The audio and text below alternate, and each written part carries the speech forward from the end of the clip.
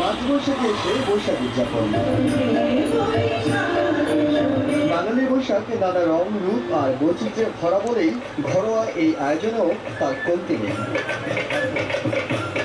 পোশাকে আর সাজেও তাই নানা রঙের বাহার। আয়োজনটা বাংলাদেশ ফরেন সার্ভিস স্পন্সর্স অ্যাসোসিয়েশনের বলেই কিনা সেখানে বিদেশিদের উপস্থিতিও বেশ।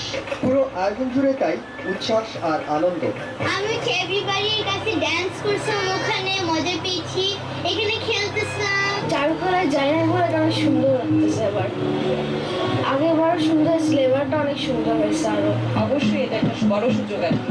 সবাই আবার একসাথে বসছে এবং কথাবার্তা বলছে। অবশ্যই সব দেশের সাথে আমাদের সম্পর্ক।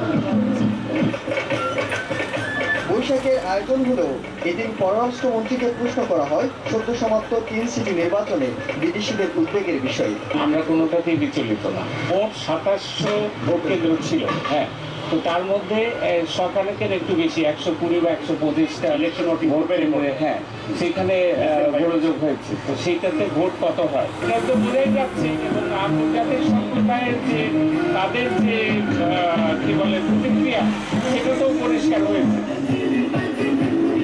বর্ষবরণ উৎসবের আদলে অনুষ্ঠানে নাচ গানের পাশাপাশি নানা আয়োজনে ফুটিয়ে তোলা হয় বাঙালি সংস্কৃতির চিরন্তন ও শাশ্বত রূপ।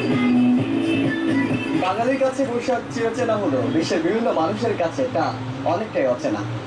আর পররাষ্ট্র মন্ত্রণালয়ের এই ধরনের আয়োজনের মধ্য দিয়ে তা যেন ভিন্ন ভাষাভাষী মানুষের কাছেও কিছুটা হলেও পরিচিতি পেল। এহসান জুয়েল, সময় সংবাদ, ঢাকা। দেখছেন রাত 11টার সময়। সঙ্গীত